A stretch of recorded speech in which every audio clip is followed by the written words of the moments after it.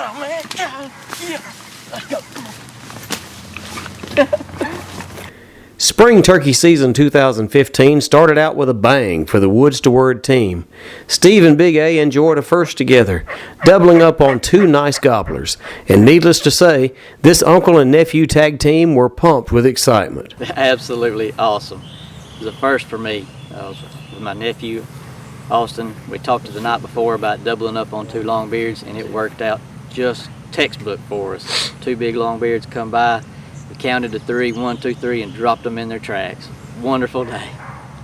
Well, we had a bird gobbling on the roost at daylight, and we were headed towards it, and had two hammer right there, right in front of us. So we hit the ground, got set up, and then it all happened. Man, I think my heart come out of my chest. It was awesome. Well, there's nothing like having two birds on the ground to get the entire Woods to Word team excited about the rest of the season. My son Henderson and I took to the woods next. On day one, we didn't see or hear a thing except the sound of mosquitoes trying to carry us away. Day two, though, was much better. A flock of jakes came onto the field near the close of day, but nothing like what we had hoped for. No longbeards. But it did build up some more feather fever in us as we watched them make their way into the woods to roost. If only we had had just a few more days to hunt. Next on the lineup was a road trip with Woods to Word team member Chester Wright. It felt good just to wake up with the morning and still be enjoying some cool temperatures. Chester and I enjoyed looking at a lot of beautiful country along Alabama's Sipsey River. We hunted all morning, changed locations, did a lot of knocking, but nobody was home. Just before time to leave, Chester spotted some movement on the field. A huge groundhog had emerged from his hole. This particular field had really been worked over by groundhogs, so Chester decided he would do a little land management hunting, if he could just be sneaky enough.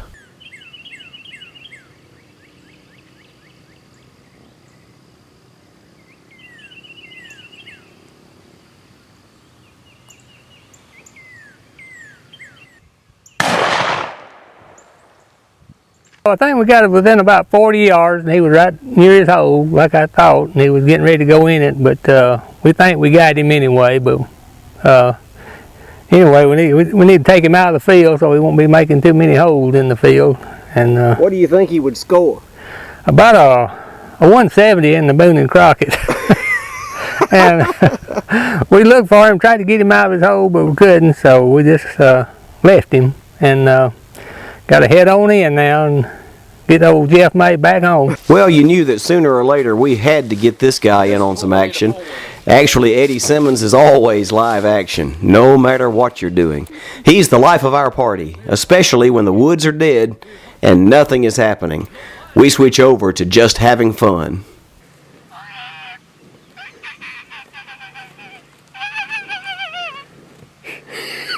Wilbur. Oh, Wilbur. We're called Dr. Wilbur. Oh, oh, oh, oh, oh, oh, oh, oh, oh.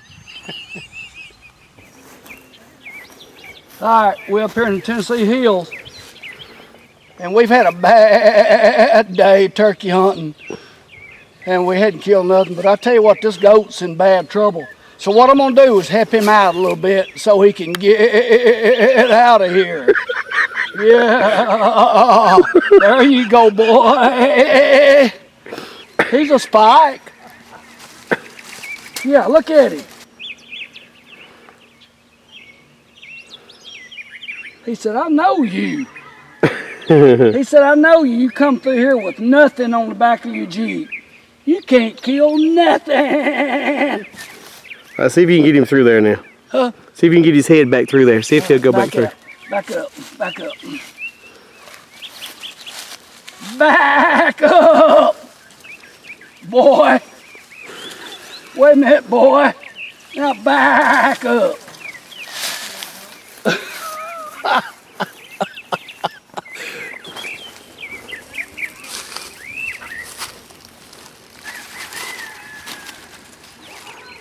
After a lot of cutting up, the Lord eventually brought us a day that got our blood pumping. The sun was shining, and even the horses were feeling spunky. Gobblers soon appeared on the field about 150 yards from our ground blind, and they were putting on a show.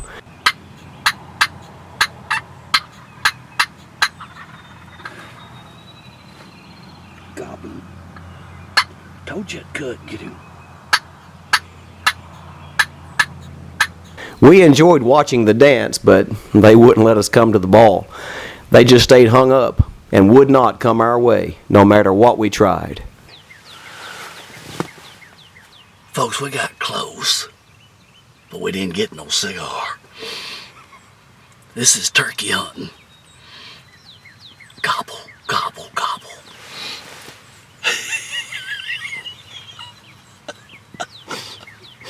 We'll try again.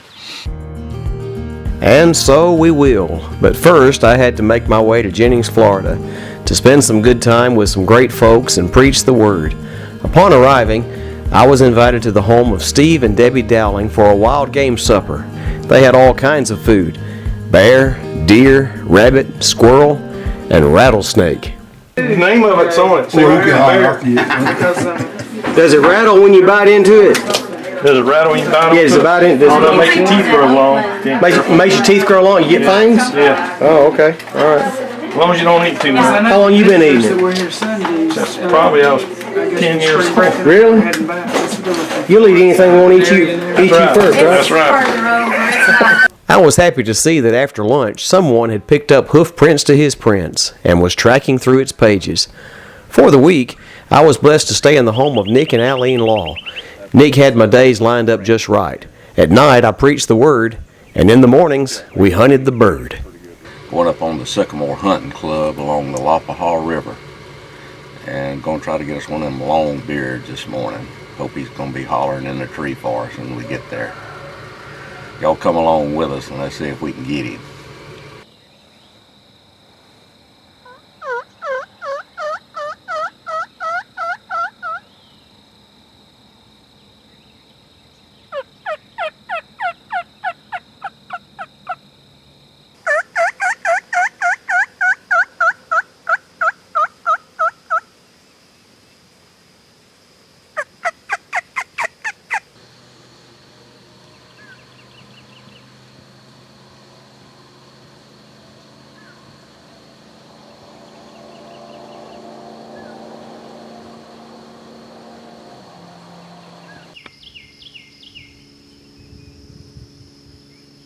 This drop tine, I call him the drop tine 9 because I never killed a deer down here in Florida with a drop tine on him like that is right there.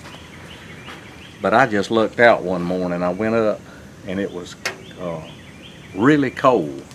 I never climbed a tree. I just backed up off on the side of the sandy road up there and had got in the bushes, and within about 15 to 20 minutes he came walking out of the management area into our lease.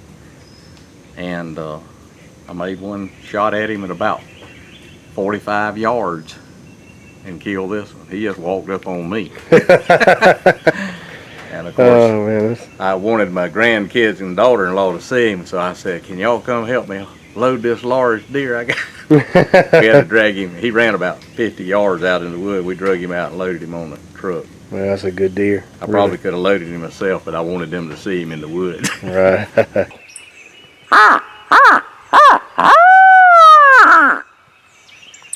Even though we weren't seeing many turkeys this season, we stayed in the pursuit, and I was happy to be invited along at times with some men who, in my estimation, were some pretty good callers.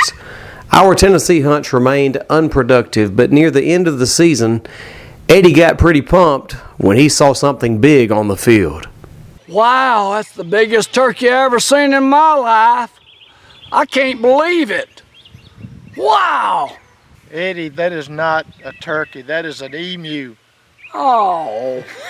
Yeah, You sure? I believe it is. You have to remember that one of the greatest things about hunting is the time you get to spend with great comrades. We especially enjoy riding around the Middle Tennessee landscape with its gentle rolling hills. Someone once told me, once you've been in Middle Tennessee, you'll never get it out of your blood. There's a lot of truth to that. Along the way, we did accidentally come across the boys and girls of fall and began to dream of deer season. And on one of our expeditions, we stopped to simply look over a field and a beautiful turkey hen crossed the road in front of us. It was fun just watching her make her way through the grass, another beautiful work of the Creator.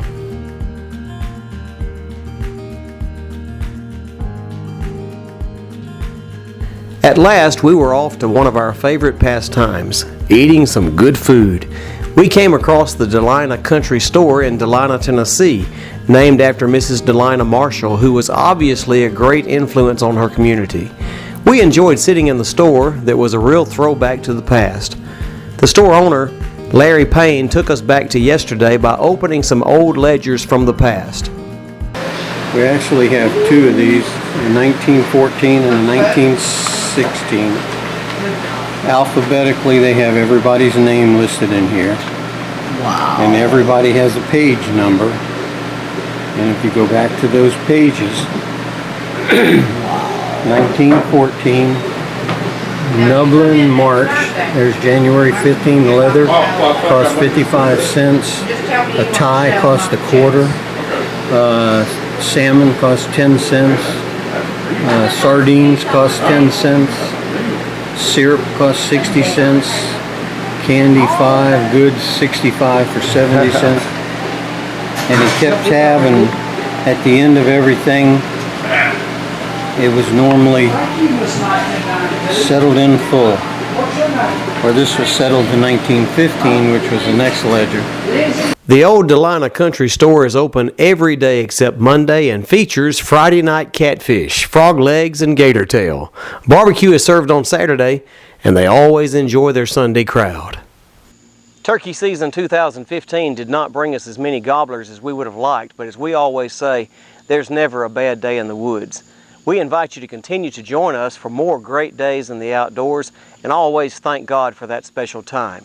And be sure to keep spending time in His woods and in His Word.